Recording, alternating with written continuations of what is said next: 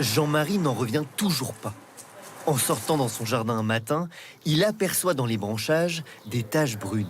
Surpris, il croit d'abord à un guépard, mais en réalité il s'agit d'un serval, un félin originaire d'Afrique. Je me suis approché du cabanon et puis en fait sur la partie un peu découverte, j'ai aperçu l'animal. Il faisait des va-et-vient entre la droite et la gauche pour se réfugier derrière la verdure.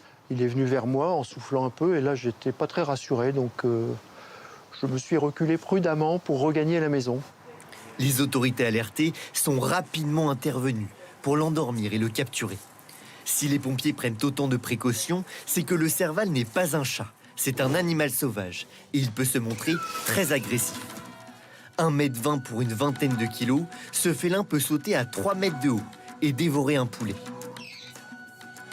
Sur les réseaux sociaux, un peu partout dans le monde, les félins sont les nouveaux animaux stars. Câlinés comme un chat, bébé, toi t'es une vieille papouille, toi. Hein? ces félins peuvent tuer un humain en un coup de griffe. La vitesse de ce caracal peut dépasser les 80 km/h.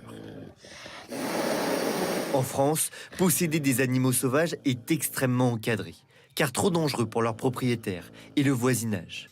Avant d'adopter un félin, il faut obtenir un certificat de capacité qui valide la formation et l'expérience du propriétaire, ainsi que le lieu d'accueil de l'animal.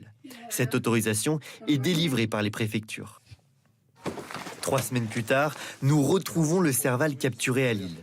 Il vient d'être confié à ce refuge près de Lyon. On va aller le libérer. En 1 an et demi, cette structure a déjà recueilli 24 servals. Tous étaient maltraités par leurs propriétaires. Ils sont détenus souvent dans des conditions incorrectes, ils sont nourris, ils ne reçoivent pas la bonne alimentation. Les gens ont ces animaux-là, mais ils ne savent pas s'en occuper, ils ne savent pas leurs besoins. Donc ils les détiennent vraiment dans des conditions atroces. Et voilà, donc c'est toujours l'animal qui pâtit de ce trafic. Ça va, pépère? Ce refuge accueille aussi des panthères ou des lions. Ça va, les filles? Ou encore des tigres.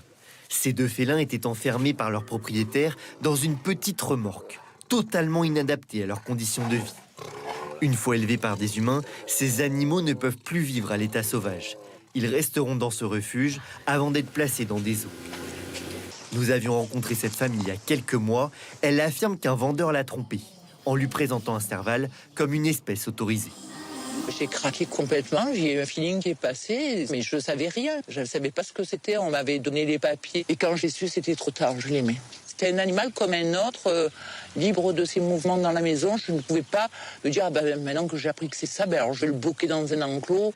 Détenir illégalement un animal sauvage est passible de 3 ans de prison et 150 000 € d'amende. Parce que les risques encourus, c'est une grosse amende, c'est des années de prison encourues pour... Je m'en fous. Là, on parle d'amour d'une bête. Une brigade de gendarmes spécialisée est chargée de démanteler ces trafics. Si les méthodes d'enquête de terrain n'ont pas changé, Internet devient incontournable. Il faut aller sur la toile, il faut aller sur les réseaux sociaux.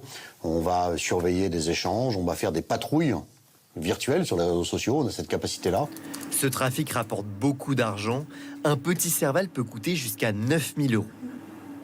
Depuis juin 2023, une loi encadre les activités commerciales sur les réseaux sociaux.